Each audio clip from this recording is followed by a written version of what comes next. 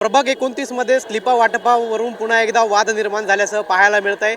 या संदर्भात नाशिकच्या अंबड पोलीस ठाण्यात भाजप नेते सुधाकर बडगुजर यांच्याकडून तक्रार दाखल करण्यात आलेली आहे। आपल्यासोबत स्वतः भाजप नेते सुधाकर बडगुजर आहेत। भाऊ, काय नेमकं प्रकार झालेला आहे? आपण अंबड पोलीस ठाण्यात तक्रार दाखल केली आहे। भारतीय जनता पार्टी पक्षाकडनं स्लिपा वाटप करण्याचं काम चालू होतं। 20 लोकांची टीम प्रभागामध्ये स्लिपा वाटप करत होती। एक 3-4 लोक आलेत आणि त्या स्लिपांचे आणि रजिस्टर दोघंही पानं फाडलीत आणि त्या 2-3 मुलांच्या एकाने मुस्काटीत मारली आणि पळून गेले तिथून। नेमकं आपले जे स्लिपा वाटण्यासाठी मुलं होते त्यांना मारहाण कोणी केली आणि हा संपूर्ण प्रकार कोणी झाला? काय मारहाण आता कोणी केली माहीत नाही, सांगता येणार नाही, कारण ते मुलं काही त्यांना ओळखत नाही। तोही विषय पोलीस स्टेशनला झाला की कोणी मारहाण केली असेल तर ते मुलं काही त्यांना ओळखत नव्हते।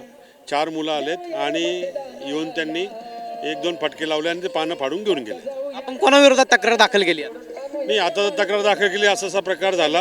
एक त्या ठिकाणी एनसी नोंदवलेली आहे। पोलिसांकडून आपल्याला आता या संदर्भात काय आश्वासन मिळालं? पोलिसांनी सांगितलं कुठल्या एरियामध्ये तुम्ही स्लिपा वाटप करताय त्या ठिकाणी तुम्हाला म्हणजे संरक्षण काय देता येईल आम्हाला ते बघतो आम्ही।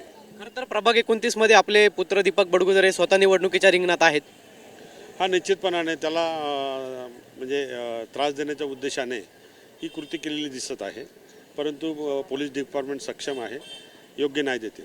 नक्कीच आपल्यासोबत भाजप नेते सुधाकर बडगुजर होते। प्रभाग 29 मध्ये स्लिपा वाटपाचा वाद पुन्हा एकदा आपल्याला निर्माण झाल्याचं पाहायला मिळतंय आणि या संदर्भात सुधाकर बडगुजर यांच्याकडनं आता पोलीस ठाण्यात तक्रार देखील दाखल करण्यात आली आहे। कॅमेरा पर्सन कुशल पाटीलसह पवन येवले, TV9 मराठी, नाशिक।